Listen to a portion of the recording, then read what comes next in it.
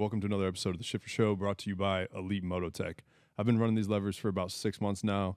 They 100% changed my ride. Check out Elite Mototech's Easy Pull levers and use code SHIFTERCREW at checkout. Jace can barely get through how professional I sound on these. Also super proud to announce our sponsorship with Law Tigers. I'm sorry, our partnership with Law Tigers. He messed me up there. But if you or somebody you know has been hurt or injured in a motorcycle accident, call 1-800-LAW-TIGERS. You ain't never seen nobody just, fuck it, we'll do it live? I like that. I think that's pretty nice. And you actually, like, you had it all remembered. I would be reading off a script or something like that, you know? I've heard, like, kind of the ad parts, and I'm just like, man, I actually run Elite, so it's super easy to talk about it, you know? And then with Law Tigers, that's the easiest ad to do. Like, call this number if you get hurt, man. Like, but, dude, first off, this is pretty fucking cool that you're down here. Just to say that, like, this is sick. I've been watching your show for years. And now I'm like, thank you for your service. Here we go. I appreciate it. Cheers.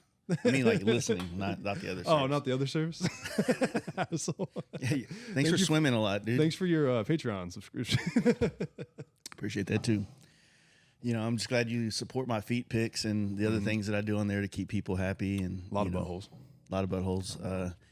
Surprisingly, they haven't been flagged yet. I think if you get a really good close shot, they can't tell it's a butthole yet. Yeah. From a little bit away, it could look like just some smoked wheels or something, you know? Yeah, you're playing it off like it's a new paint job. You're just zooming in on it. Yeah. It could be this. It's the same thing. It's a belly button, dude. Yeah. Nobody knows. This is the first podcast I've done, too, without the headphones on. Dude, come on. You're like, do we have to wear these? And I'm not going to lie, I'm kind of liking this more already. I don't know why. Like, we tried to do headphones once in our studio, and it was just weird. Yeah. So I guess it's like however you start, you get more accustomed and natural to that. And then if you try to go or veer from that, it's like it throws you off. Yeah. I don't know. That's kind of like when I started doing the little ad part and then you started laughing, I was like, this is fucking weird. Like, this feels different. But well, yeah, I mean, you are kind of like open to the elements here. You hear other things going on because you would just be hearing the audio through the mics. And if you have any compressors and shit, you're probably cutting a lot of the noises out. Yeah. But I mean, yeah, I don't know. Like, it works. It feels like a more natural conversation, though. I kind of just feel like we're regular talking. We're gonna be hearing all these bikes pulling out in and out here. 100%. The cool thing though is you don't really. I was super nervous about that, and I thought everybody was gonna hear it. You don't really hear it on here at all. Like, they'll sell bikes and they'll be blowing horns and shit, maybe like a little bit, but it's not bad. They got us hooked up here, dude. I'm up here in the sky loft. Yeah, I mean, you do have like what I would consider to be the owner's box up here. You know, like you have a window to kind of look down on your employees. You know, it's it'd be sicker is if like this was like an office, but he had a balcony where he can slide a door and stand out there and just kind of give a look. Or look right down where everybody's working. They love it if you do that. I love tapping on that window, and then when they look up, I just say, get back to work. I don't even fucking go Just here. put a sign up there. Yeah. No, that's a cool spot. I'm digging it. We're going to get, like, this window. I want to get some of the, like, whatever it is that you put in the window where it says, like, the Shifter Show on the outside, and then it's just black facing on the inside, you know? Just kind of covered up, but it still feels a little bit like an office, and I need to turn it more into, like, a podcast studio. You know? Yeah, well, I mean, you're getting your stuff in here, and I think they're in the background angles in some of these, so it's like it starts to kind of come together. But you know, you got to decorate, dude. Yeah, told you get on Pinterest, dude. You were telling me that last night. Bro, I need to get on Pinterest. Man. It's a better. I don't think Pinterest is technically a social media platform, but it's just so much more engaging shit on there, and it's got a fucking algorithm just like everything else. But it's an algorithm based on what you like, as opposed to. Like, Instagram now is an algorithm based on what they think you like because you're a 40-year-old white male. And it's like you just get to see what all kinds of, like, other 40-year-old white males like. And I'm like, it sucks when it works. And it's like, goddamn, I like that. But, you know, there's other times where I'm like, I don't want to like this. You know what I mean? I'm not into this, actually. Yeah. But no, it's like Pinterest is a great place to see creative, like, whether it's the way people, you know, decorate houses, you know, color palettes. Like, for me, in paint and all these other endeavors, it's like it's a great place of inspiration, right? You know, because you know, and they don't have to dance to get you to look at it. You know what I mean? No, there's not like catchy music to it. Yeah, it's just something you're already. You don't see the hot Tula girl doing it and then rolling into some, you know, badass wheelie or some shit. You know what I mean? Like it's just a little bit more pouted for my long format brain. Yeah, it's more natural. So- long format brain. Yeah, I want to get the meat and potatoes. I don't want the fucking steak bites. You don't want the quick snippet. You want to watch it for a while. I don't know. You update your studio pretty regular, or not regularly, but I try to do it once a year. Just because like if you think about how many podcasts that we try to push for at least 4 episodes a month. mm-hmm. So, you're looking at roughly, I'm not even going to try to do the math right now, but like, let's just say a lot a Right. year, 50 something a year, almost 60 or whatever. Well, each one of those videos, if they're all in the same studio, it starts to look the same kind of as bland. all the other ones. Yeah. And so like, whether it's decorating or, stepping up, like I said, when we first started doing video, it was camcorders. And then which was the easiest thing because everything's in focus. The colors are always the same. It's just easy. Right. Like, no, let's get lenses. Let's make it like, let's get some separation between. And nothing wrong, but when was the first podcast you did? Like, what year was that? The first podcast was the end of 2017. Okay, December. so it's been a while. And that was just audio stuff back in the day. Yeah. Yeah. There wasn't as much push for video back then. I think where people listen to podcasts back in 17 was still strictly like Apple actually was the biggest one. And then, Spotify's already been around, but really when Spotify did the push to get Rogan and a lot of people on there, 2020, yeah. it pushed a lot of people to go strict. It did for me. Mm-hmm. I was like, well, screw it. I'm just going to listen to Spotify now. I'll pay for the ad-free stuff. And I also do listen to music. So it was kind of like a catch-all for me. I remember being confused. Like when I found out about that was when I was moving. I was literally driving from Virginia to here, and I was listening to a Rogan podcast, and he did like his interruption ad.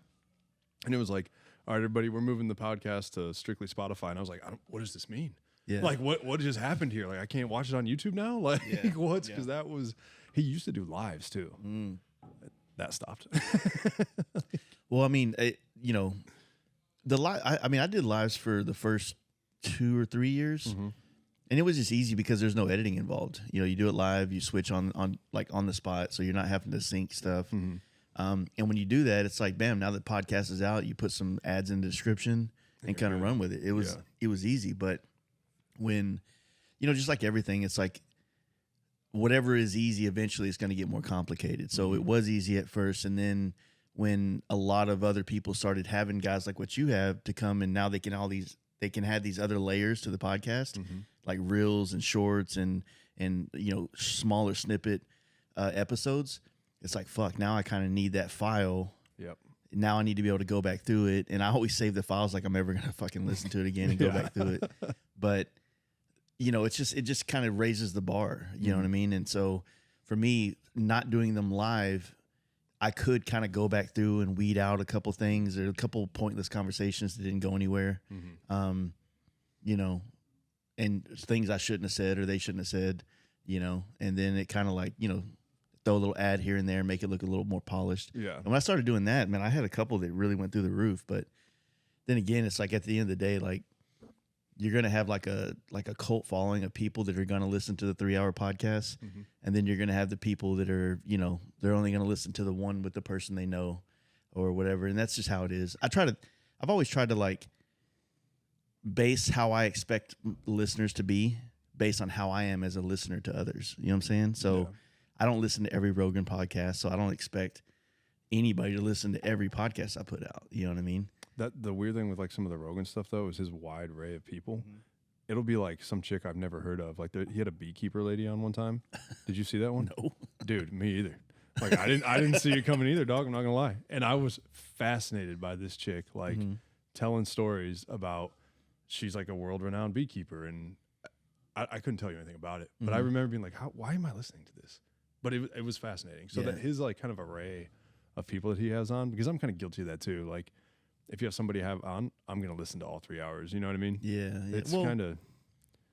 When you don't have, like everything's fighting for your attention, right? So, there's so many friends that are on podcasts and you want to listen to them and vice versa. It just gets hard to keep up with everything, but I am 100% glad that there are so many options out there, Tucker's, yours, LFG's podcast, Danger Dan's, like, the more podcasts, the more people that are eventually going to find it, and it's going to eventually funnel into mine or yours. It's a rising tide floats all ships. Exactly. My good friend Robert listens to like every podcast I do, and he'll go through he'll listen to like the new LFG one, and he literally told me, he's like, my Spotify takes me from LFG to Schiffer Crew to Fast Life. And I was like, that's just a cool algorithm right there. You know what I mean? Like, I'm into that. But shout out to Robert. Yeah, I mean, that's what's cool about it, you know? Yeah, I mean, podcasting is just weird. It's like, fuck, I don't think anybody decides one day, like, you know what, man, I'm going to ride bikes for 15 years, and then I hope something like, I don't know, an online interview thing comes around because that's really what I want to do with my life. Nobody ever said that. No. Like, It's just like you're in this world, and then it's like, fuck, man, like I'm kind of doing a podcast right now. yeah. But it does have like weird kind of things where, you know, when I first started doing it, I felt like everything was a podcast. Like, oh my God, this conversation's fun, and I should have been recording it. It's like, it's kind of the wrong way to look at it. I used to say that a lot Yeah.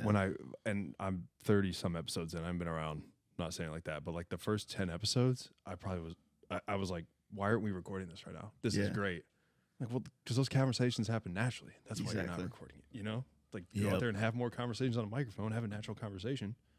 You'll be fine. I mean, you sometimes wish you do, but I think what I was kind of alluding to was that like you can get to a point where it's like you're only looking at it for the value of the conversation for your podcast rather than the value for yourself. If that makes sense. You're not really gaining anything You're from monetizing every little thing. You know what I mean? That's true. As opposed to somebody's maybe dropping some knowledge on you, and you should listen to it. Yep. So I don't know. That's just my overthinking brain. Yeah, that's not a bad thing though. Dude, to be overthinking it. But no, it's you know what? I've had people ask a lot. This is a common question I get asked on other people's podcasts, but it's like, what do you take from it? I was like, honestly, man, I've gotten the best education through conversation with so many people from so many walks of life of motorcycling. And sometimes it could be a little bit too much information and too much perspective from too many different areas. And you kind of feel pulled in so many directions because you agree with this guy who's a part of this bike scene and you agree with this guy who's a part of a different one.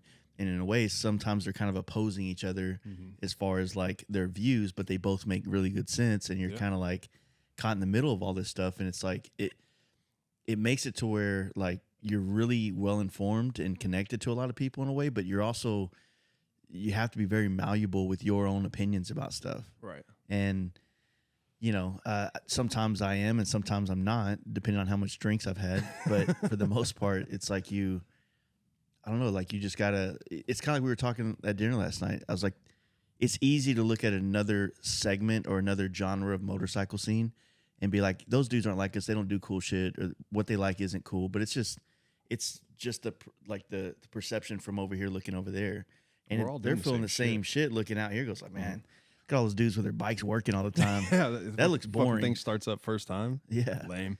So there's like, but when you listen to a guy from like a vintage or a period correct chopper thing, or you hang out with him, you like see what's unique and fun about it. And the same thing when you hang out with a bunch of dudes ripping miles across the country or through the canyons, like you see and feel what's fun about it. And neither one's wrong or right. It's just a different avenue of enjoying it. Yeah. Like we were talking a lot about it last night. Like, and sometimes you feel like you want a challenge. You want to get into something new. It could be you're doing baggers one year and all right, let me build a chopper. Let me get into this. I kind of feel like I've done this for long enough. Let me try something else. Yeah. I mean, if you really think about it, like, I mean, I think you even said it last night. It's like the only constant has been choppers. There's always been like, you got the billet era TV chopper, the wild crazy shit they did back in the early 2000s. Then you had the big wheel baggers. And then you have like Viklas, you have cafe racers, you have, the performance bike scene, the FXR scene, the Dyna scene. It's like they all kind of come and go in popularity, and so does choppers to the most extent. But the choppers are just like that constant line at the bottom that everything kind of bounces off of in popularity. They're always, at any show you go to, you're going to see some choppers. Yeah. Like, and I mean, I think they're cool, and I appreciate them. But my ancestors died so I could have cruise control. Hey, and I ain't going backwards, dude. I ain't mad at once you. we get to that point, we don't go back. All right, so let me, the van that I got? Love this van, right? We were looking at a Sprinter van. I chose to get a 1990 5G10 van that I don't know how to fucking work on. You're like, I just really want this to be hard. I want, yeah. I get it, dude. I love traveling across country on bikes, but I actually want to do it in vehicles that are kind of sketchy, dude. Yeah, like this is what I made the ancestor joke, but this is what people used to do. Like in the 70s, people were driving these kind of shitty vans across the country.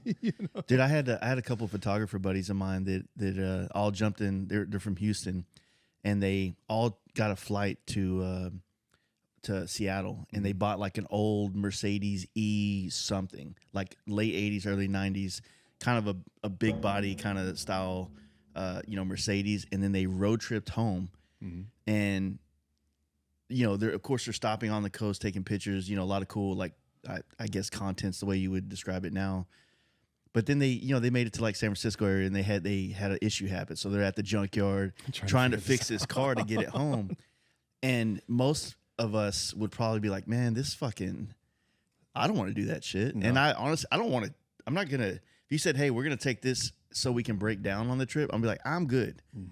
But when you're already in it, dude, like you got to figure it out, right? So, but to me, it just sounded fun to kind of like be on this trip where you're hanging out with like-minded dudes, just like if you were on a bike, you're all kind of like bouncing off each other's kind of energy and creativity through, photography and things like that. And then you have this old,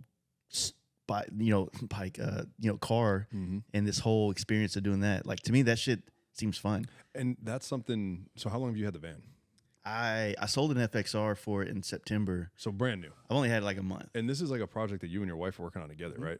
See, that's another level or layer of the fun. Yeah. You know what I mean? Like, you guys have this thing now that nobody's getting vetoed on projects for the van, right? Yeah. Or they are? I'm actually getting her to pay for some shit. Oh, there you go. I'm like, babe, we need to get this LS motor. I mean, you got money. Just pull a little bit out of the savings. Like $1,500 bucks. We'll be good. But that's another layer of making it enjoyable. Like when you guys went out to Born Free, Texas, and you guys were sleeping in the van, and the booth was right there. Yeah. Now you have this project that you can work on together. Because I don't know if your wife's anything like mine. My wife does not give a fuck about my motorcycle.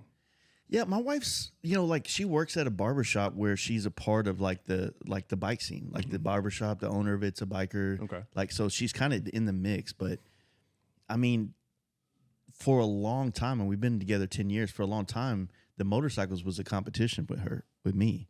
Right. So she only has 100%. Recently, through like my own like understanding and kind of, working with her, have we got it to where the motorcycles are not in between us anymore. It's kind of like a weird thing. It's like, I feel like not everybody, this is a generalization, but I feel like for us at least, we got together, we were attracted to each other, obviously, but then we spent like 6-7 years, competing against each other almost, or competing for attention or whatever the case. Whatever else you guys had going on. Yeah. And I mean, being a part of this bike world and doing podcasts and putting on like all the other shit, like it's demanding of attention. And we just kind of learned how to be friends. I don't think we were ever, to say it like that, it sounds kind of fucked up, but the way me and my wife are friends now, it's not how we were 8 years ago. Right. So that completely makes sense. I feel like this is what a real friendship feels like now. So, the FXR that I sold to get the van was because I wanted something that we could share together where she's comfortable, but it's still cool. It's still like a representation of like the shit that we're into. Right. You know what I'm saying? Don't get me wrong, I want a Sprinter van. But the wrapped Sprinter van is so like money as far as like solving the problem, right? But a fucking flamed out 1995 G20 on some 15-inch Kragers. It's gangster in a different way. Bottoming out when you get in the parking lot. It's gangster in a different way. Like you are full on embrace this chopper guy thing, dude. I'm not. You got the van to match. Like next year, Born Free California, you're gonna be one of those guys in the back.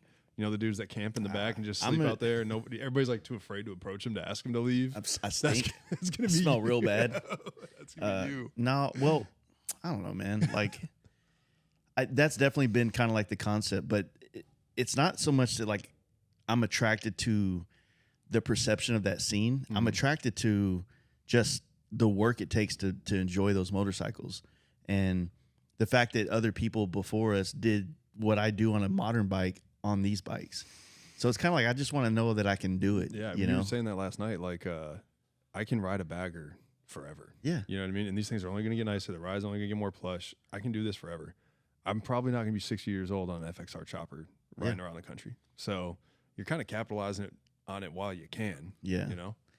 And I mean, exactly. It's like somebody, you can jump on a bagger and do 1,000 miles in a day. It's really not hard. I could see that if you've never done something like that, there's a lot of like question, what if, how do you kind of even approach this kind of thing? But once you do it once, or once you follow someone else and you see how he shows you the ropes, yeah, it's like, dude, it's not hard. And it's almost it's like you don't want to take away that guy's like stoked because he just did 1,000 miles in a day, but you kind of want to be like, yeah, dude, it's not that. Yeah, make it this. It's not that hard. Oh, you pay your bills? Yeah, Like, it sucks. Are we supposed to be proud of this? Yeah.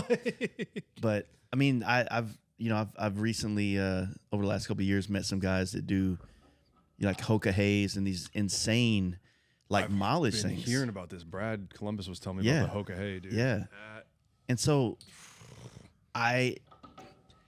these guys have like this, they'll do like 10,000 miles in 10 days kind of thing. So 1,000 miles a day. I had to do it on a podcast that actually, I think holds the record right now. He did 100,000 miles in 100 days. I was going to ask if you'd had him on. Yeah. He's out of Texas, right? Yeah, Houston. Yeah. I'd heard that like he offered the bike up to the museum and all kinds of stuff, and they didn't want it. He didn't fit the DEI policies at the time. Makes sense. You know, white male, privileged white male that can afford a road glide and take 100 days off of work. That's not the target audience that they're going for here. But that sucks.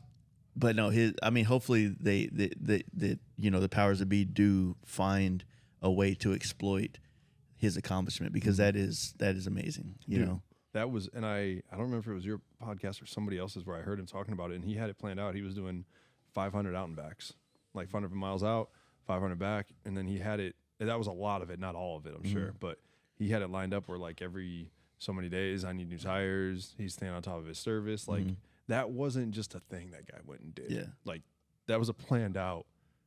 I don't want to say scripted. That sounds like derogatory almost. That's not what I'm going for. But it was planned. You know what I mean? Like he had it all sectioned off. In a way. I mean, if you think about it, if you're trying to do 1,000 miles a day, if you're in the Northeast, that's going to be tough. You know, no, lane splitting is not legal. And even though everybody still does it, it's definitely frowned upon. So the more you're doing it, the more likely you're going to have confrontations, right? Right. So you're gonna have to spend a lot of time in the open road. So your plains and your west, so your deserts and stuff. I mean, that's really the easiest place to get miles down. Right. You know. But yeah, I mean, I don't know. To me, like, there's something like about that I think is cool. That like even so, like, I would probably be down to do a Hoka Hay. I can't get into Canada, so a lot of times they have it to where it goes through Canada, and you're just kind of get fucked. in, huh? Yeah, you know, they don't like people that drink, even though they drink. Dude, I just got caught doing it, man. Sorry. It was a long time ago. That's something that would like kind of pique my interest, like the adventure aspect of that would be, because you're not allowed to like use GPS, can't stay in a hotel. Can't stay in a hotel. That is something that I'd be interested in doing, but it would have to be something kind of that level of reward. Yeah. I wouldn't just go do that for fun, I don't think. Like I like hooking my phone up. Well, it's like a competition. You know, it's like a challenge or whatever. I mean, that's why I say a lot of people that are doing like the Ride 1K in a days, it's a good thing to get you out there, to get you used to being on the road and doing some miles. But, you know, one of the things I had brought up when I talked to like Chris Hopper, the guy that did 100,000 miles, and some other guys that do like Mile Monsters, another group that does a lot of stuff like that.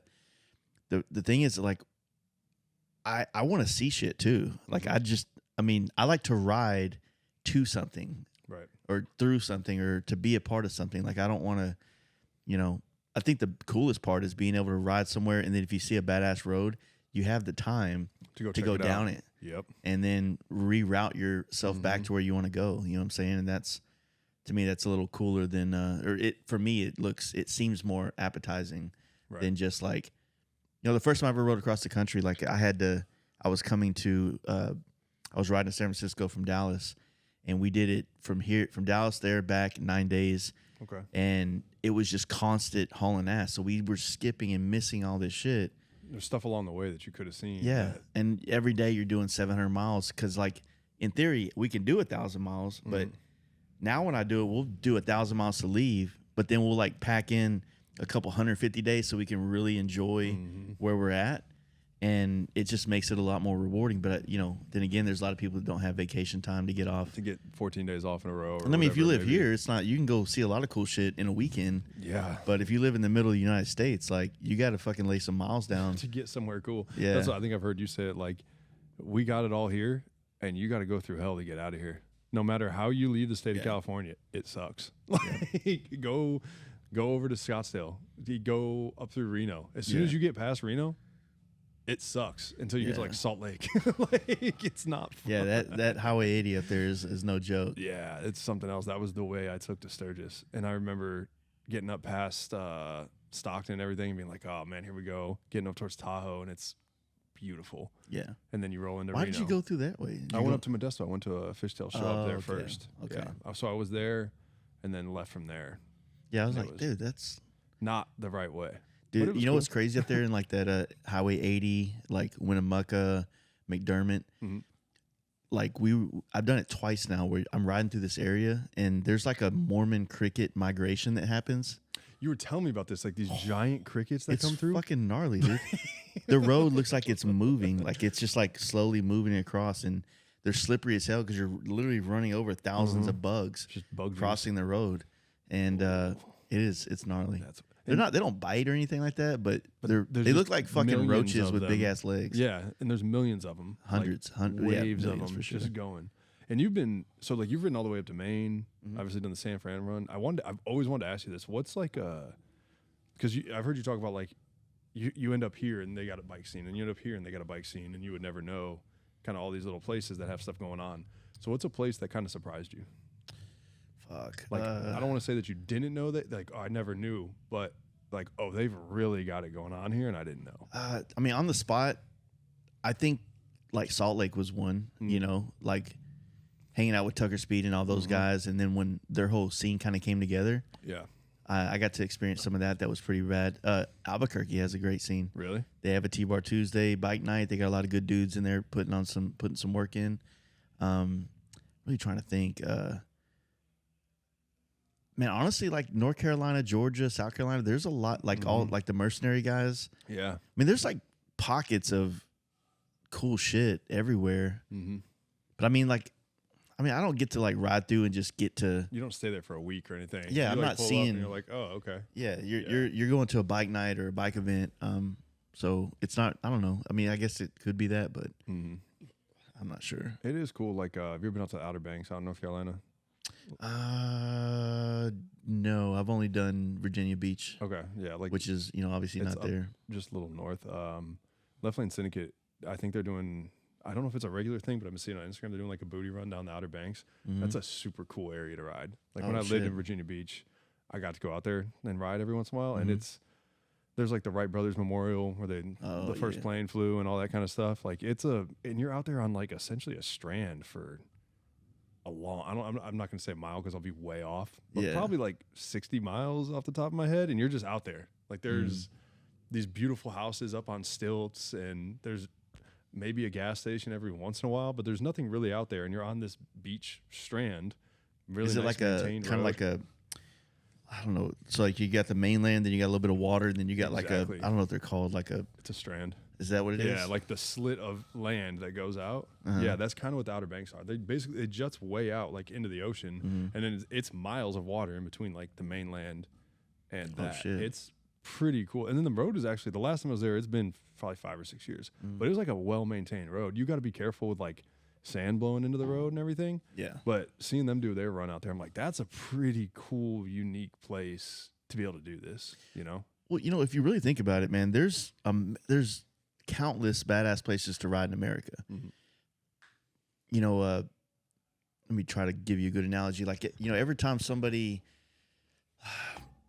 like one of my favorite places to ride is New York City, and a lot of people are like, "What the fuck?" Like that would not have been my guess. It's exhilarating. Is it? I mean, it's so dense, and you have to be so on, and if you're not from a big city, like when you're like in Brooklyn and you're looking across the river and you see the skyline of Manhattan, it's a fucking mountain range. It's a digital mountain range of like man-made shit.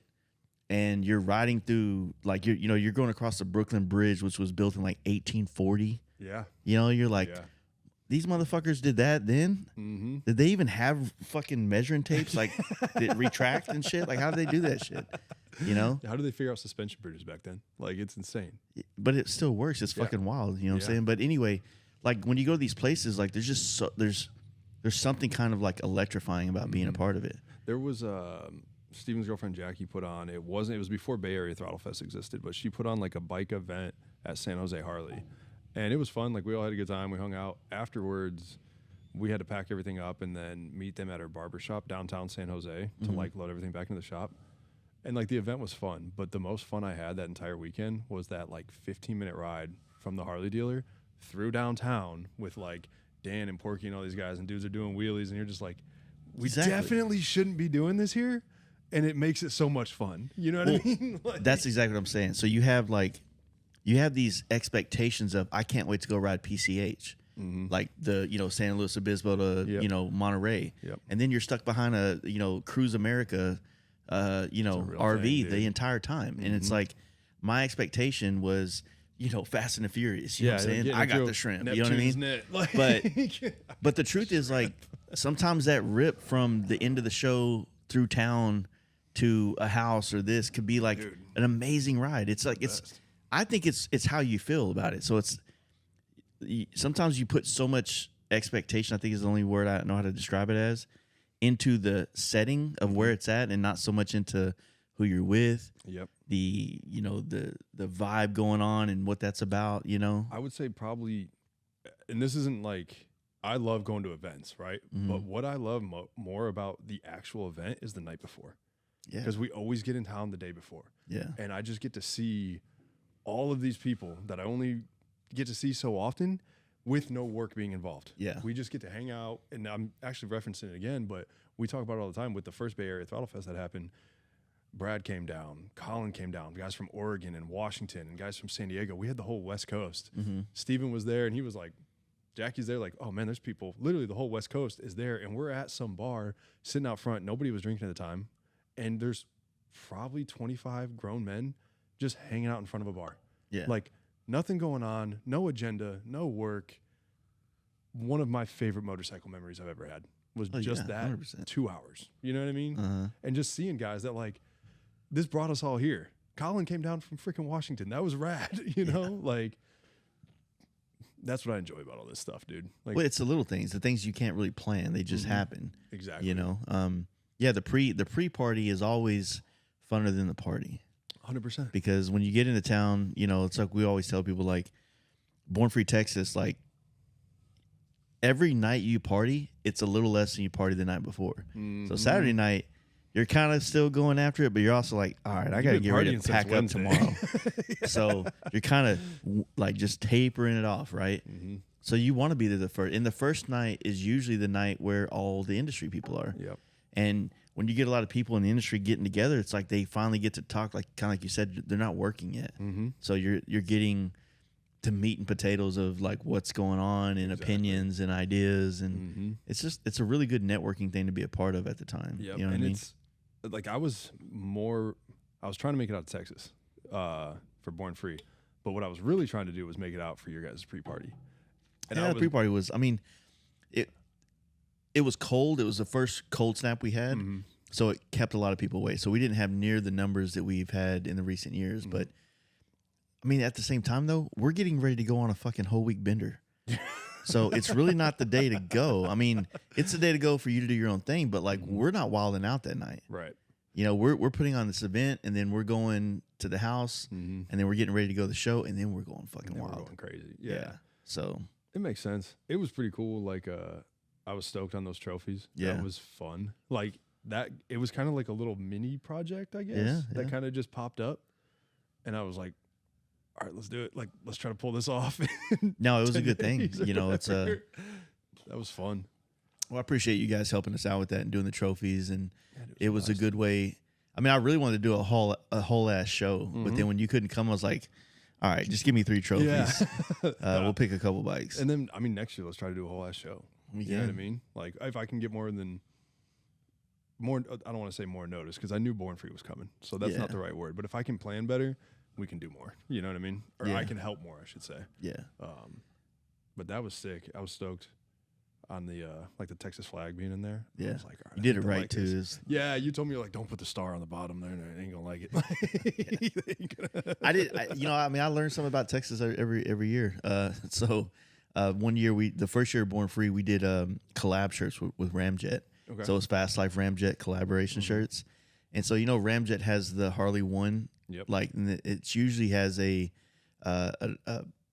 Phoenix, or not Phoenix, Arizona flag in it. Really sick ass shirt. I have a couple. I love it. Yep. She's like, we're gonna do a Texas flag. He's like, hell yeah.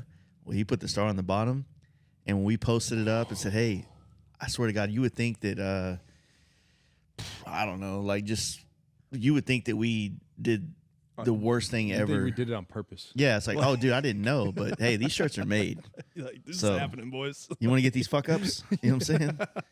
Yeah, They're gonna be worth more money. Yeah, it's an upside down thing. People get offended. Texans are proud, from what I Well, understand. we're the only other state that's allowed to, fly our flag at the same height as the American flag. That's what we're I've the only other always heard. state that was a country. Yeah. So Yeah, you guys don't let anybody forget it either. I mean, I'm telling you right now, just in case, No, just in case. just in case, I'm in the lion's den, baby. I'm like a fucking mutt, dude. Like I mean, grew up in Michigan, lived in Florida, lived in Virginia, and now I'm out here. I'm like, yeah, I'm from Michigan, but I don't have like a ton of state pride. You know what I mean? Yeah, I actually brought that up because after this whole trip this summer, I realized that when you go up northeast, I don't know if the states are just so small that you don't really feel like you have this like Sense of really pride. defining border between you and the other state. And so you see way more American flags than you see state flags. Yep. I feel like California has a state flag that's very prominent. You see it a lot of places. People are proud of it. That bear is Yeah, it's cool. iconic. The the Arizona flag Arizona is one, one of those. I don't really, in my head, I don't notice a lot of other flags from other states. because a lot of them are like the Virginia one is like two women in robes holding like a banner. It's like the Michigan one is Gay. two deer facing each other, and I'm like, what are we doing here? Like, let's make this simple. They need to let's put a bear on. You know how it. like NBA teams redo their jerseys and logos? They need to redo some of this state shit. flags, dude. Like, I don't need a crest. I want like a big one of these. Like, it doesn't need. I don't know. It reminds me of like ancient castles crest when I see a lot of state Some flags. family, what do they call it? Family. I think it's a family crest, isn't it? Yeah, I think you're right. Yeah. That's what a lot of these flags remind me of, and I think that's why like the Arizona one stands out, the Texas one, the California. Like I can spot those and be like, I know what that is. Yeah. But yeah, when you go up northeast, man, like you just see a lot more American flags, and so you don't have. I don't feel like you have as much state pride. But then I don't know. I mean, it's just different. It's something I kind of observed over this summer. It kind of depends. Like, I've lived so many places. I'm kind of like, yeah, I'm from Michigan. But then if I meet somebody from Ohio, I'm like, fuck Ohio.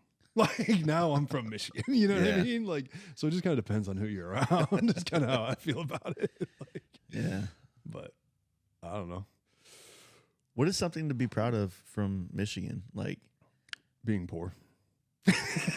Like Michigan's something to be not proud of. Like there's nothing. I'm not trying to be a little No. condescending in that, but I'm just like was there a battle fought there or some shit? I honestly think like the thing that probably most people are proud of, and I was kind of making a play off it by saying being poor, but like the Industrial Revolution that took place there in like the 50s, Detroit was one of the most prosperous cities in the world. Yeah.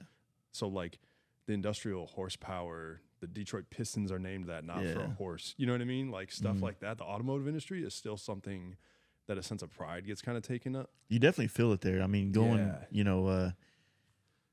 all the surrounding towns from Detroit, some town might be known for providing clutches for cars. 100%. And my daddy worked in the clutch factory. Yep. You know what I'm and saying? that's what something like even when I was in high school, like teachers they'd have people come in and tell us like, hey man, 30 years ago, you guys were kind of set up for greatness here because you could graduate high school, move over to the eastern side of the state, get a job making $26 an hour right away, and you're set for life. You get 401k, like all this stuff. Yeah.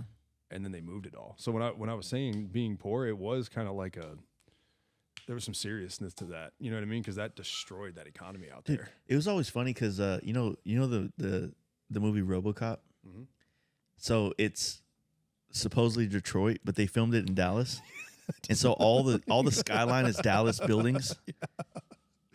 And you know, it's like, goddamn, like Detroit was so cool in the 80s and 90s that it was, dude. that they even used different cities and called it Detroit. Called it Detroit. Yeah. Like nobody had. I mean, of course, there's no Google back in the day, but like, I don't know, it's just wild to me. Like, nobody's gonna notice this shit later on. you know? Supposedly, it's, and I don't like the automotive industry there is not making a comeback, but supposedly Detroit itself is making a comeback. Yeah. Like it's on the up and up. When I was a kid, like you didn't really go there. You know what I mean? Like it wasn't a cool place to go.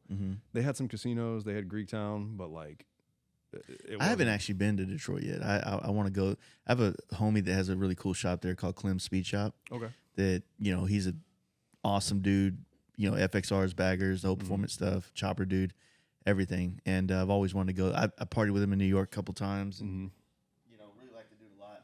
And but Detroit's not on the way to anything. No, unless you Canada, and you can't get in unless you live north of Detroit and you're going to Ohio. Yeah. It's not on the way to You're anything. going out of your way. Like 100%. You have to want to go there, and nobody's ever wanted to go there since the 80s. You know. Well, I mean, I like the when you go to these towns that are very how do you say it, like when you go to Milwaukee or you go to Chicago or St. Louis, those Midwest towns that are on the rivers or on the lakes, they're so blue collar, man, and the industrial vibe of the city. You know, it's just like it's just something kind of like magical there. It's you know, the same thing. Like I've never been there, but I've driven through like Pittsburgh. Yeah, there's something about Pittsburgh Yeah. that's just like this place is tight. Like I don't know what it is, but I get that vibe there, that blue collar kind of vibe. You know. Like I said, when we were riding through San Diego, I guess it's right here. It's like, yeah, all these buildings are nice. They look like condos. Like it's just a bunch of condos, right? That's pretty much what downtown is. I mean, it's cool, but it doesn't. I mean, it's got what you like.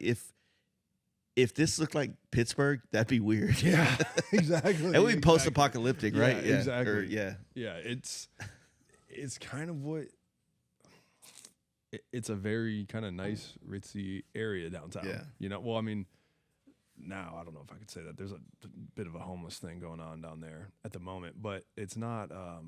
And I could be wrong. I just moved here, but it's not. There's no industrial area. You know what I mean? There's nothing like that. You have the shipyards, but those are a little bit farther south, like National City. Those are kind of like your blue collar areas. But like downtown San Diego is like Petco Park. You have all the condos. You know what I mean? That's kind of. There's a big bar scene down there. You can go to Gaslamp, but. That's kind of what it is, you know. I like to just go reference like Anchorman when I want to see like San Diego kind of locations. Yeah, just reference that. So I was thinking about it. I was going across the bridge today to Coronado. I was like, isn't this where he threw the burrito out of the car and hit Jack Black? That was your first time going to Coronado, wasn't it? Yeah, yeah. It's like one of the wealthiest neighborhoods in the country. Well, districts, I guess, Yeah. neighborhoods. The kind of funny thing is it used to be like nothing. It used to just be like this shithole island, and it was actually 2 islands. Well, the military, the Navy purchased the North Island, so now it's Naval Air Station North Island, and it wasn't years and years and years later that people were like, wait a minute, there's this island out here that we can live on, and it became just ungodly wealthy. Yeah. Well, they hate the military base, and it's like, get over it, Shit, dude. I We've like been it. we've been here first. I don't know what you want us to say, but you leave the base, it's infuriating. Cops will just sit right there on the entrance to and the entrance out, just looking for folks, looking for some poor 23-year-old E2 making $600 every 2 weeks, just looking to give him a ticket for trying to get away from the military for the weekend. I'm like, you guys got nothing better to do? Like, I understand shitty. they got to make their money, but I'm still like, Yeah. you guys suck. Yeah, that sucks. Yeah. Poor kid. Hey, poor kid. They'll put signs up, and I used to, when I lived on the island, I lived on base for a little while. They'd put these like construction signs up, and it was like, keep the noise down, respect the town. The opposite effect on me. I just pulled that clutch in and just as loud as I could, dude. We're just going to bounce this real quick. Yeah. But It's wild. it's a nice area, though. Like, it has its own kind of energy down there, I think. I didn't get to spend a lot of time. I just had, Breakfast. breakfast and kind of got out. But no, it's cool. Every conversation, like I was telling you earlier, sounds like they're talking about something to do with like war. Maybe not straight war, but like, just obviously the military has a lot of jobs, like, whether it's like working on ships or, whatever other base. I don't know a lot of it. They're talking work, but it seems like to pertain to the Navy or something. There's something on the ship or something in the water. Yeah. But no, it's cool. It's a cool spot, man. It's a unique little spot. Yeah, we you got in yesterday. Came out here. We didn't end up riding. We just went to dinner last night, didn't we? Went over to Chula Vista. Yep. We didn't really do much. Good times, baby. Yeah. Then we sat at the house. Didn't stay up as late as we did the last time. Because last time, yeah. Well, also you didn't have any real alcohol at the house, so there's only so many of these fake beers I can do. Yeah. But what a terrible time for me not to be. I mean, dude, I came out here this time to podcast, so it's like we had all these conversations last night at the bar, and then we go back to the house and we're catching up on more shit, and it's like you do kind of get worried, like, are we gonna have anything to talk about? Yeah, I was gonna open it with that, be like, we've been talking straight for 24 hours. What do you want to talk about now? And we get into the military industrialized complex and just start going down these rabbit holes. Deep state, what happened to the city of Detroit? I mean, two dudes that ride motorcycles definitely have the answers or the knowledge to at least get you to want to Google it. Yeah, exactly.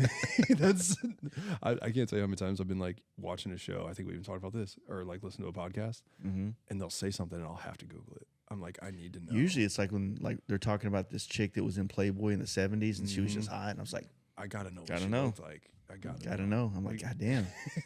She was hot. She was hot. The 70s. I mean, dude, there's a lot of hot chicks from that era. It's just they were bushy. You know what I'm saying? They were, dude. I don't know. I love that. My wife and I, we do a lot of like we'll go. I don't know if it's not like we do the antiques, the vintage stores. I don't know what it is. I feel like you get to a certain age and it's like, all right, are we antiquing now? Is that what we're doing? Is that what we're doing? It's kind of fucking to, like, fun. Tuck your t-shirt into your jeans too? Not yet. Like, not yet. Not there. I don't know. But we go to like those like tongue in cheek ones where it's like you walk in and it's like it's more of a vintage shop than an antique place, and it's kind of got a lot of cool shit in it. Whether it's old Playboys or old Easy Riders or things like that, to beer signs that would hang above a bar or a pool table. It's like cool that kind of stuff. It's not not really antiquing. It's more like, I won't say vintage, but it's kind of. If you say vintage, it sounds like you're another thing that you're doing that's chopper related. I was going to say you're kind of a hipster. Dude, I don't know. The van doesn't help. Hipsters don't drive, dude. They don't have licenses. Calm down. No, well, here's the problem. Here's my take on the hipsterism of the world. They're doing cool shit. They're gentrifying shitty neighborhoods. Ain't wrong. And it sucks for certain people, but it's pretty awesome for other people. It's just the whole like taking over the land just like we did a long time ago. Oh, dude. You got to meet Lenny on Sunday. My native buddy, and he'll be like, I'll come in. I'll be like, what's up, bro? He's like, hello, colonizer. I'm like, Jesus, dude. Good morning. But do it again. You better watch out. Yeah, right. Chill. Just jump at him real quick. I said on Sunday though. Sunday, we're gonna go up to Willow Springs. That'll be cool. You haven't been to a BRL race yet? No, they've been. I don't think it was BRL, but Moto America's done COTA down in Austin a couple times. But man, just the traffic to get into it. It's like I'm not into it. Have you been to Laguna Seca races? I've ridden by Laguna Seca. I've never been on the place. When Moto America goes to Laguna Seca, dude, it is fucking cool. Yeah, like it is. It's worth doing. Like, well, let me ask you this because I'm ignorant to this situation, but so you're at the races watching it. Kind of. Is it better just watch it on TV because you can see all the angles, or do you watch one corner and goes, here they come, and then you like wait another 15, maybe not 15, another minute and a half, and you get in a conversation, and then you have to stop talking because it gets really loud? 100%. Yeah. But to me, hang on. Hear me out here, though. You ever go to a basketball game and end up watching the Megatron thing or whatever the fuck it's called? Yeah. It was Optimus Prime. Yeah. I don't know. So there are like there's places that you can go up. You can go up on these hills and you can see multiple portions of the track and see them going around. Where we hang out is there by like V-Twin Visionary setup, which is in one of the turns right there at the start line. Okay. So you'll see them go around, and then there's a giant jumbotron kind of thing right there. You can see it, and there's so much other stuff going on at that event. The only race I really watch is the baggers. There's 40 races throughout the day. There's sport bikes. They got hooligan class. They got everything. I watch the very last one of the day, which is the baggers, and that's the only one that I stop what I'm doing to pay attention to. You know what I mean? But BRL, that's the big leagues. Moto America, obviously, that's the NFL of this stuff. BRL is like a more personalized experience. Yeah. Because like I have multiple homies that are racing, so like when we show up on Sunday, we're taking the truck. I'm not riding. It's too cold. I'm not dealing with that. But Riding's gay. Yeah, I'm over it. Are motorcycles even cool anymore? Nah. Do you want another beer? Nah, I need one. I'm good. You're good. I'll be right back. See this setup? Yeah. You can't introduce this guy? I think everybody knows him. Nah, they don't know me. Jace Hudson? We have Jace Hudson on the podcast today. But so, what was I saying? Oh, it's like a more personal experience because it's less like restricted. What are you laughing at right now? Just the cable management. Cable management? Dude, it's like, you don't get like interference, like buzzing going with all this stuff. No, dude, I got a professional setup over here, dude. I don't know what you're talking about. Look, some of us haven't been doing this since 2014 or whatever. I'm just OCD, dude. That's all it is. I'm not. Got all these clips right here that hold your cable on it, and like you just don't even acknowledge it. Is that what those are for? Yeah. I thought those were to hold the headphones on to make sure they didn't slide down. That's what I use them for. It might be. They're a little small. But anyway, yeah. Sorry. Didn't mean to ruin your story. Yeah, no, it was a good one. Now nobody's ever going to hear it because you're an asshole. So BRLs. So no, BRL is just a more kind of personalized thing because you can just walk right up to the pits. Okay. You know what I mean? Like you don't have to have passes to get over there because you probably know the guy. You know what I mean? And you can. There's so many. This is going to sound bad, and I don't mean it to. There's so many less people there that you're not like fighting to get to see stuff. You know what I mean? You can just walk around. That's cool. It's a lot more. Well, I mean, free. it's cool that it exists now, but because it's that way, it's probably not going to last. You know what I'm saying?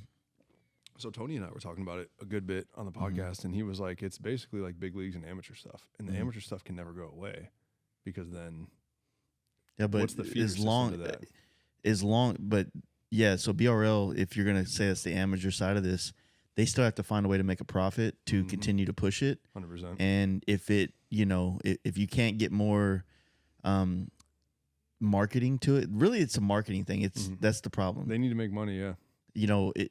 I look at the BRL or Drag Specialties as the fight promoter of the event. So they are the UFC or the Don King or whatever. Yeah. Their job is to bring attention not just to the race, but the racers. They need to make characters out of these guys that are racing, make people want to go physically watch this guy race that guy. And so their marketing needs to go towards familiarizing these brands and these racers. And then when they do that, it creates the opportunity for sponsors to want to sponsor the racers. Therefore, now they can afford to do this thing because there's sponsorship money coming in. Right. If there's no marketing, there's no attention to it, then why would you want to do this? I mean, you want to help somebody out, but it costs a lot of money to race. Those fucking tires are expensive. The getting to the track, paying to be on the track, all this stuff is very expensive. And when you're like, what do they call it? Like self-piloting your race program. That doesn't work. You're going to... I shouldn't say it doesn't work, but that's not the ideal way to do it. You want to bring other people in, bring more money into it, everything you're saying. Yeah. I mean, I'm agreeing with So that's the biggest issue. And I think that like, I don't think Moto America is doing much better, but I think that Harley and Indian on the Moto America side and Saddlemen have done a good job of making their own marketing. They got the Mission Tortilla money, dog.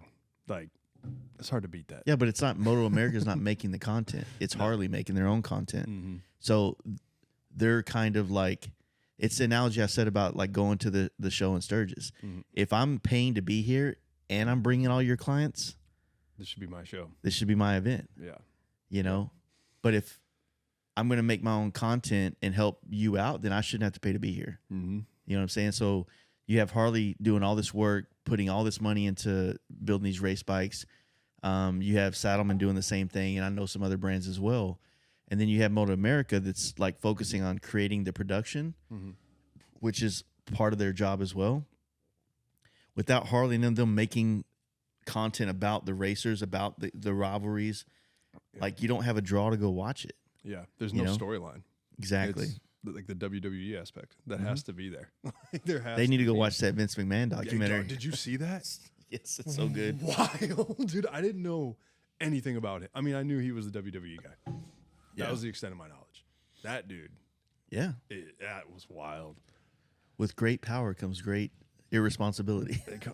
Something, dude. That was wild. That was a wild ass. But so, just to kind of stay on that topic real quick, I was so stoked when the first BRL happened because I saw a lot of my friends, Steve Chamberlain, Tony Shreds, Jiffy Tune, these guys that were out there that kind of were known to be the guys. Like Eric and Tony have been doing that forever. They were the pioneers of it. Yeah. But and Steve is like our Midwest boy. You know what I'm saying? He's our homie from our side of the Rockies, and he's out here, doing this and pushing it, and it was just a fucking amazing thing to watch. Yeah. I don't think Steve did the first one. I'm talking the first King of the Baggers was just Tony and Jiffy Tune and those Eric, guys. Yeah. But I mean, like that was fun to watch and whatnot. But the BRL just had too many.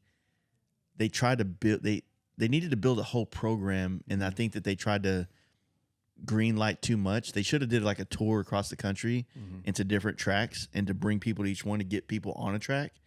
Because I don't know. There's a million ideas. I'm an idea guy, so I feel like there's a lot of things they could have done to kind of help build that thing before they tried to cash in the thing. Yeah. Yeah, like some more foundation could have kind of been there. Yeah, and the thing with like Moto America is they were already an established thing that just added a layer. Or but added a class. So and this is secondhand information, but basically from my knowledge of what I've been told, they got so many ratings off of the baggers that they wanted to lean into that because it kind of kept them alive. But all the rest of the racers and the rest of the classes were like, fuck this. Yeah. So it's like now nobody really cares to watch the superbike races because they want to see the big bulky baggers go around the track. Yeah. So it's kind of like the NASCAR effect to F1 racing or some shit. You know what I'm saying? Yeah, no, it makes it's way cooler to see those baggers go around the track than anything else. Well, you get used to it. It's the same reason why it's more. I don't know if it's more engaging or it's more like holy shit. Did you see that bagger just do that wheelie down the road? You know a sport bike can. Yep, we've seen it before. It's not cool anymore, man. Yeah. So when you see this thing that you don't expect to be able to do that, it becomes more interesting. Yep, it's new. Yeah, that's what it is. But I mean, even now, like you could argue that, like, like I said, I'm not speaking from a place of knowledge. I'm speaking very ignorantly here. But like, what is the future of stunt riding for the Harley scene? I mean, you got a lot of great dudes. When the sport bike guys like crossed over, it fucking was wild. And now we're all used to it. Yep. And it seems like there's only a few spots you can actually make money, and everybody that actually stunts knows how costly it is on your bike, your body, and your criminal record. So it's like how is this sustainable in the future? If you got to go catch another felony to get another viral video, another promotion. You know what I'm saying? Hearing some of like Joey 55 from Senator is a good friend of mine. Like hearing him and Ryan and those guys talk about it, I'm like, this is so much more work than I realized. Like this ain't just showing up, doing burnouts and got people cheering. Like the insurance side of that is insane. Yeah, so you have a lot of them that transfer over to doing the shows, like King Tony. He does the Rebels Den, Busted Knuckle Stunt Tour thing. They do real well with that, but they're all controlled. He doesn't do wheelies. He doesn't fuck around out of a closed course. And he's ridden across country with me, and I'm like, dude, do a fucking wheelie, dude. There's girls over there. Yeah, you know what I'm saying? Like, make us look good.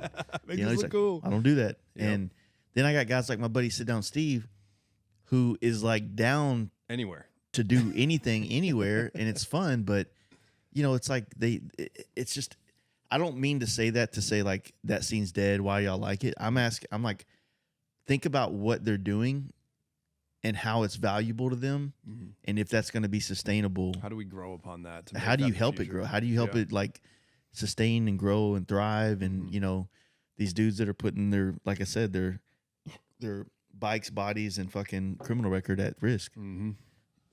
Because what we like to see is Seabear doing jumping the lazy river, doing rolling burnouts on oncoming traffic. We want to see the on the street shit because that's more engaging. Dude, watching Seabear do rolling burnouts on the interstate with those front rotors just glowing, like that's pretty fucking cool. Like he's been doing that for a while and it's still cool, you know.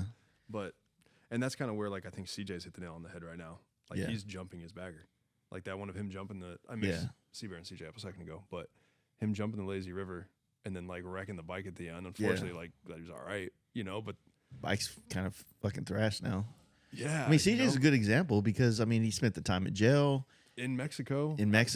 Like you know they're doing all this wild stuff on the on that Concrete Cowboys tour stuff, and you know, but they're like the guy. I mean, fucking just Junkyard Kenny. You know, getting his ear bit off because in a fight, fighting somebody or something. Yeah, but they're wild boys. They're wild. They be doing shit like that. You know what I mean?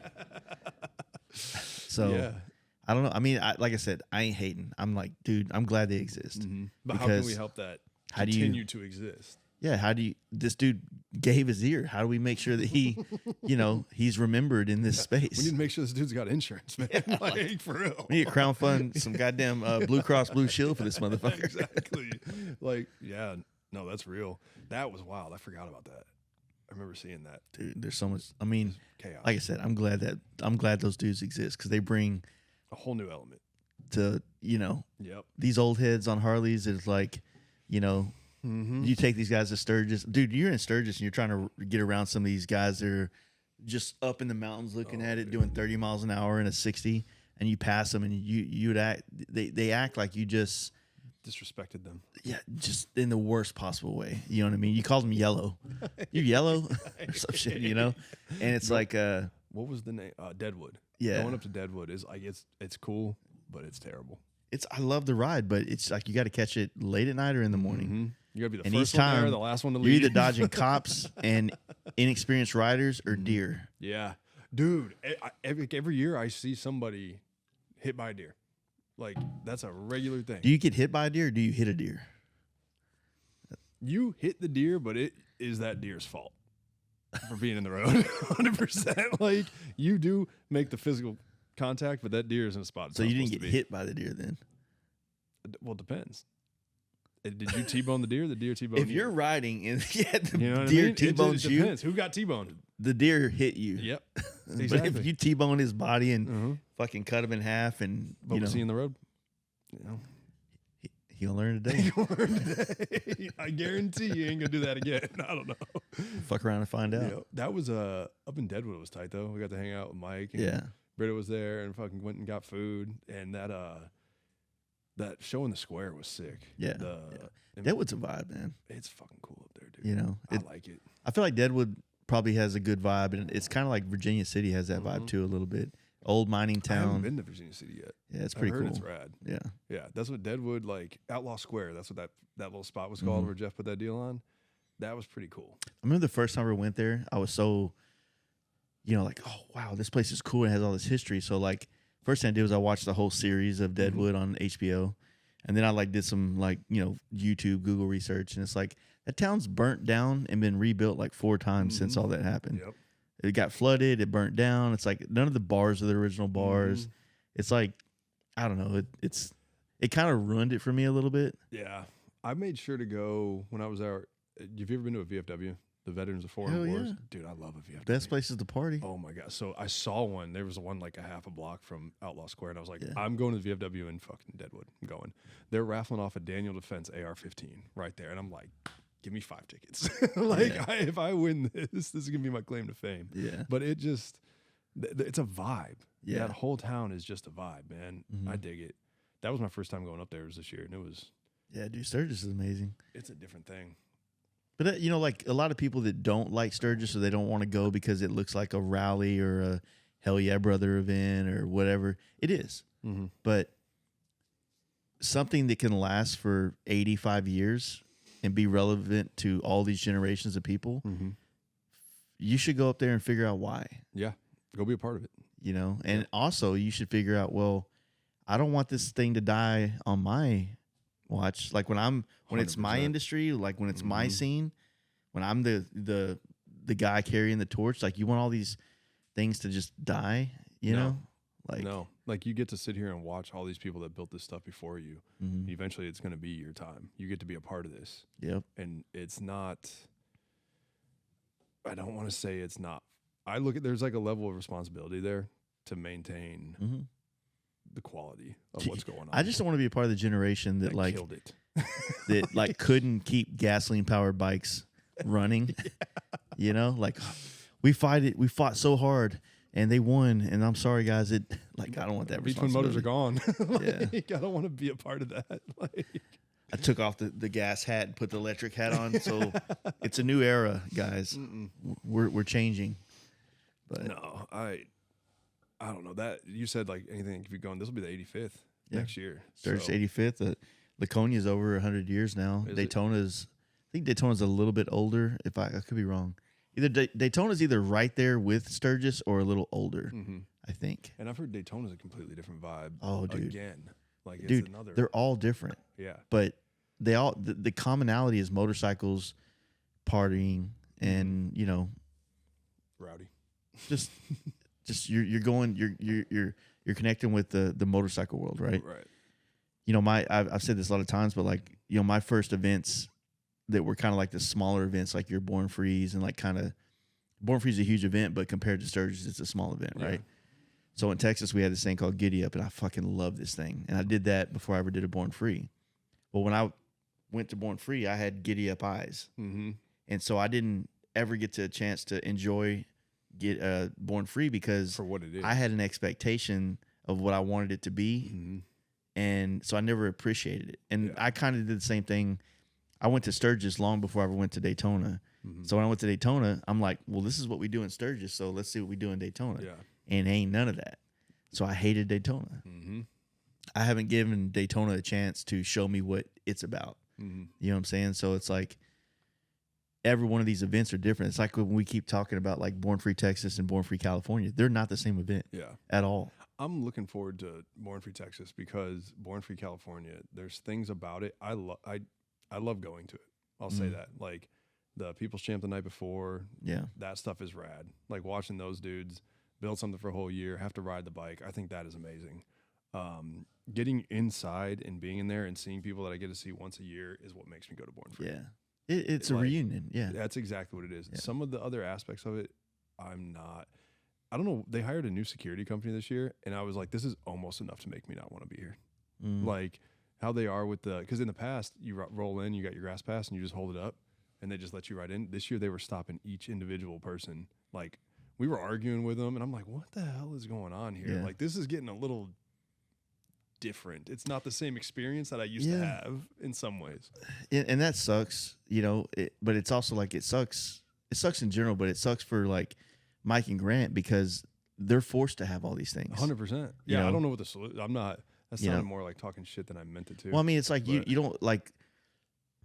So from what I've understood from being friends with those guys and hearing how the inner workings work, it's like these security companies are going to bid and they say, okay, well, if you have colors at your event, we're not taking the job. Right. Right. Or some counties or cities will not allow you to do an event that allows colors at it. Right. So there's like all these things that happen. And then you have, you know, okay, well, this company was going to take the job, but then they had demands that you had to do. And so it's like, it's a negotiation thing. When you do an event on that level of that size, you just get so many things that you don't even think about whenever you're putting on a party in a parking lot or a party in a warehouse or a camp out in a field or whatever. Like, I'm not doing insurance. I'm not getting a security company for a camp out. Right. You know what I mean? If this dude acts up, we're going to fucking throw him in the river. We're our own security here. You know, we're going to, you know, Full Metal Jacket. We're going to put some soap in his sock, you know, and we're going to bust this dude's ass. Ourselves. Exactly. That's like 100% what Live Fast does. You know? Yeah. And, you know, you don't want to fuck up the spot, right? So, but these guys that are putting on these events to the level that actually bring value to all of our brands, you know what I mean? They have to do a lot of shit. And it sucks because it's not that they want to. What they want to do is shut down a street and be able to turn this into a big party, make enough money to justify it, and let everybody have a great time. But the cities, the ordinances, the red tape, if you will, is what makes it to where they can't do shit like that. Now, and I mean, it being out in a canyon, that's pretty cool. I wish it was 10 degrees cooler every year, but like from what I understand, it started as kind of shutting down a street too. It was a block party. Turned into this monster. I mean, it is. It's pretty cool, but it's. I don't go there I go there, and I guess I do this for every event. Now I'm talking about it. I don't really go there to buy stuff or like see companies. I go there to see my friends that I don't only get to see. And I know my favorite thing about that event is it's so big that it brings people to it from all over. Yeah, you all know over the what I mean? country. Yeah. Like go out there, I'll see you the night before next year. You know what I mean? Like that kind of stuff. And that's another reason I like I think the People's Champ makes it super personal, you know? Like, and I mean, what's old boy's name from Hanford? I can't even remember him now, but there's a guy from Hanford, California when I used to live up there that was an invited builder down there. And I was like, this is rad. I feel like a nightclubbing was the bike. I remember the name of the bike, but I felt like a personal connection to that because it said Hanford, California on it. You know what I mean? Stuff like that. I think that's cool. And that's more of a chopper thing. It's not a thing that it's not my choice of motorcycles, but I still like it and I appreciate it, you know? It goes back to what I was saying last night. Could the performance scene actually put their own show together? And are they connected enough to support each other enough to actually do it and let whoever's putting on the show have the credit? Real quick, shout out to Kevin Roach. He was here a month ago, and he put this Kevin Says You're Stupid sticker under my whatever these are called, and I just found it. He'll be real excited to hear this on the podcast. I got you. 2 months later. But we were talking about like whether or not the performance committee has the organization to be able to do that. And we'll probably talk about this more when we do yours, but that's something I'm pretty interested in. Yeah, I mean, I don't know the answer. I just asked the question. You know, I mean, I could spend another hour and a half telling you like all the stuff I've kind of learned through talking to the chopper scene and understanding the blogs that brought these dudes together, 15, 20 years ago. The way all these events that we now are going to the 10th and 15th event were, when they started, big wheel baggers were the coolest things. You know what I'm saying? There was no real performance motorcycle scene. You know what I mean? Yeah, you had your club style world that existed in the clubs, but there wasn't what we're a part of now, right? Right. So we have this very young like culture, if you will, that I think is because I don't know. I really don't know, and I'm kind of scared to put any kind of like opinion about it. I just don't know if it can organize yet because it's too young. It makes sense. Like it took years for the chopper scene to get to where it's at. Yeah. And performance baggers is not 10 years old. Yeah, I mean, there's just too much competition with everybody right now. It seems like sometimes, it's like, I mean, are people really genuinely stoked about some other dude building a bike and doing well, or they all want the trophies themselves? Do they want, they don't like the fact of how that dude promotes himself through his own social media. He's a clown. He's he's a fucking fake. Like there just seems like there is this in choppers too, but the people, the powers that be in the chopper world were able to come together to create something for everybody else to enjoy. And I would love to see things that are performance motorcycle based, solid, and it gets supported by people. Like I've put on a camp out that's done well, but it's not like big enough to be a Born Free or a Kernville camp out or something like that. But, and you do the shows that you do and stuff, and it brings people together, but it's not the same. You still have like 40 other people doing the same event on the other side of the country or on the other side of the city. So there's not really enough support to bring it all together to make one big thing for everybody to enjoy. So I wonder if there's a way to get people all to come together for, make something like that happen. You got my gears turning, bro. Like seriously, that's, I mean, you're not going to be able to do a Born Free level event year one. No. But to get to that point, will the scene will the stoke for this type of bike stay around long enough to see 15 years? We're going to find out because Harley just caught up and made their CVOST. So now it's officially going to be uncool to have a bike that looks like one of those. Yeah. But we're going to find out. And I mean, now you saying that, I guess I didn't really realize it in that way, but it's true. Like it's so young, Mm-hmm. and that's why like every show is kind of chopper based in a way. Mm-hmm. And I mean, in a way, we're very fortunate that they let us be a part of it. And I'm just being real. Like, Mama Tried started off as a chopper show, but yet they've had Harley's race bikes in it. I've seen other homies baggers in it. They've had performance motorcycles in that show. The One Moto Show does the same thing. Born Free, connecting with, San Diego Customs to put over the whole performance side of stuff. So there's like these other shows are allowing they're chopper based, but they're connecting. They're like, hey, look, we can all party here. Mm-hmm. But if the tables were turned, would you let that happen? If we had a performance based show, would you let a section for choppers hang out? That's what you're saying. Yeah. So I don't know. I just think that there could be a way that we can appreciate all these bikes a little bit differently in the different scenes and realize how much the performance scene helps the chopper show have more attendees and more money and makes it cool. Mm-hmm. But they also give us a platform to go build a bike and put it on to be seen, just other than just social media. You know what I'm saying? So I don't know. It's a thing that I think we should just kind of be more appreciative of each other. Just be more aware of. Yeah. Yeah. That's what Trevor told me a while ago. Like, I don't know if you know, he goes, I don't know if you know this. We're just the new age chopper guys. Like, It's just people trying to figure out a new thing that they're into. Yeah. I mean, but if you really think about the current chopper guys, they're people that connected with something that was already around and existed. And they love the values of the people that carried themselves in that, and they wanted to rebring that back. Makes sense. As opposed to like the performance world, a lot of us are kind of creating the original, like, I don't know, vibe, if you will. So we're still figuring this shit out. Like someone already tried it, in the 60s and 70s, and then now it came back around in a sense for certain people, and they brought all this stuff back to life, as opposed to, I'm sure that back in the day, their shit was wild too. You know what I'm saying? So it was groundbreaking at the time. Yeah.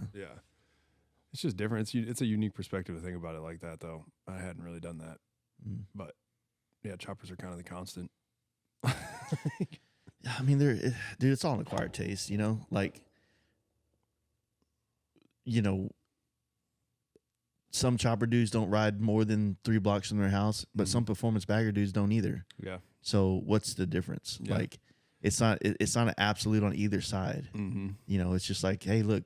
The other thing is, like, a grown ass person has someone build it, does whatever.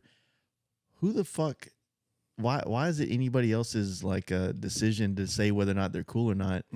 Or I mean, yeah, you could definitely say that because I'd do it. You know what I mean? But why? I'm trying to figure out what my argument is here, but it's like I have it, but it's trying to put in words. Why should that person give a fuck what you think? You know what I mean? Yeah. And you're not, especially when everybody buys shirts going, I don't give a fuck what you think. Yeah, or some, you're some entitled degree. to your opinion, but yeah, they're entitled to not fucking care about your opinion, Yeah. Yeah. Cool story, bro. Check out this trophy from Shifter Cruise show. Right. Apparently they don't care if I rode 10 miles or not.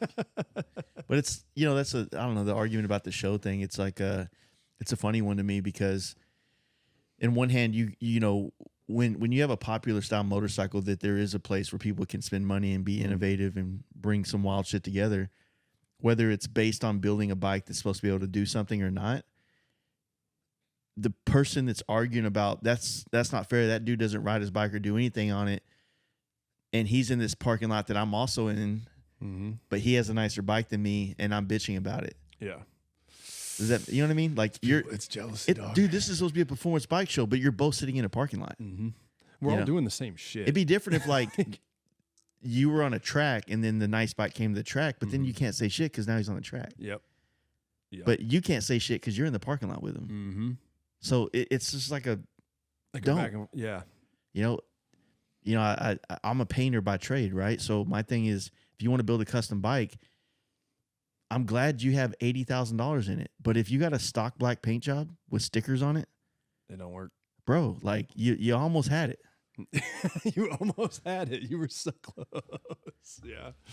Paint jobs are Easter eggs. Cool. Well, you know what? I can't wait till your bike gets out and everybody tries to make everybody think it's so badass, and then it gets forgotten about. It didn't have paint job because it didn't. It looks like every other bike you swipe past. You know what I'm saying? Another black Road Glide. Oh, nice I'm not bike. saying there's anything bad about them, but Bro, this is that triple black. yeah, this is a different thing now. This is not the black that Harley has. It's triple black. Have you been told that? Dude, that's what we used to tell people back in the day. Bro, I'll give you that triple black. It's more expensive than regular black. It's the same shit, dude. That's so fucked up. That's what we used to tell people back in the day. I didn't, but the shop I worked for, that was what they would say. Triple black. It sounds good though, right? It does. It sounds like something I'd want. Bro, this is that triple black, man. You can't touch this. Can't really. You I mean, you can't get it everywhere. You won't be able to duplicate this. I mean, I don't even think they do triple black in your county. You got it rolling. But that's my thing. It's like if you want your bike to be noticed, then it has to be visually different. Yep. You know what I mean? If you don't care about it being noticed and you want to have all this stuff and you want it to be a black bike that performs and does all that cool shit, cool. Don't get mad because somebody that has the opposite of you gets noticed. Right? Yep. That's what I get annoyed with. Is it like you're mad because nobody gives a shit about your black bike, but you're mad at the dude that got a paint job that didn't do all the shit you did. Like, why are you mad at that dude? Just be better. Just do it all. You're just hating, bro. You're just hating. All. That dude's probably thinking to himself, like, man, I wish I knew what to do with all that suspension you got. Like, I don't really know how to ride like that, but I like the way these bikes look, and I want it to look this way, and that's kind of my thing to do. And I'm not riding as good as you do or as like you do, but I'm here. So it's like, why fucking care? Yeah. People just want something to be mad about, dude. We're tribal. Like they can't help it. The way some people's bank accounts are set up, it's just a little different than other people's. Man. It's different. And those dudes that have the money to make the bikes look really nice and pretty are the ones that keep a lot of this industry alive. So they're spending money, and that's what keeps us alive. It ain't because you built a home. I mean, yeah. Look, a paint job is probably the most expensive thing you can put on your bike. It really is. So, and I understand how complicated it is for people to want one. You know, especially if it's your daily rider. If it's like you plan on thrashing it, like whatever, you might not have to go to the level of some certain painters out there that are going to charge for it. But you should do something to make it kind of unique to you. And it doesn't have to be wild. It could be subtle. It could be, you know, like I was saying, I think the Clean Moto guys in this year's FXR tour did the best example of it. Really clean, good looking paint jobs, but it was hand painted, you know, logos on the side of the tank. It was like just done differently, right? It's not some wild candy orange, blah, blah, blah, like super loud paint job. It's clean. It's classy. And they also had to the nines bikes. You know what I'm saying? So that's my thing is like, if you're going to build a bike, you need to look at everything needs to be touched. It needs to be changed. It needs to be modified. It needs to represent what you're trying to do. And it is hard to think of a paint job, but that's where Pinterest comes into play. Yeah. You know what I mean? Go look at what's out there and be inspired by it, and then, you know, get your gears rolling, or find a painter that does paint jobs that you like in a way that you would be down to have, and have that conversation. You know what I'm saying? So this country is not that far. No. And you know what I mean? Instagram's made it really small. It for sure. Like, and to me, the paint, I mean, it's not that big. It's not that small. I knew what you meant. Yeah. They'll know what you meant. But to me, the paint is kind of like people's representation of who they are a little bit. That's the one piece of the bike that you can purchase, and it's going to look exactly, I don't want to say exactly how you want it to, but as close to exactly how you want it to as can be. Yeah. Does that make sense? It's also one of the only things, not always, but typically it's one of the only things that are handmade on the bike. Yeah. You know, the paint job's not sitting on the shelf. Oh, you want that one? All right, bring it over here and squirt it down and stick it on. Yeah, no. No, I have to take this thing off and do all this shit and mix chemicals and then lay out designs with tape and spray it and do all these layers. Like, it's a complicated process. And I mean, to some degree, like, way more complicated than almost any other thing that you could do to a bike. Right. But at the same time, like, I look at like fabrication, like, wow, that looks so fucking hard to do. And they're looking at what I'm doing. Like, oh, what how the fuck you do that? So it's like, it's just kind of out of sight, out of mind. You know, once you see how the sauce is made, it's kind of, oh shit. Same thing. If you watch someone do the paint, it's a lot of steps. It isn't easy, but it's not unobtainable. It's not a skill that you couldn't pick up. You know what I'm saying? Painters are a different breed, bro. I Don't learned start that shit. Yeah. On that note, let's fucking go get dinner because I think the dudes downstairs are trying to go home. But thanks for coming, brother. This was tight. Appreciate it, dude. I think I killed that already, but.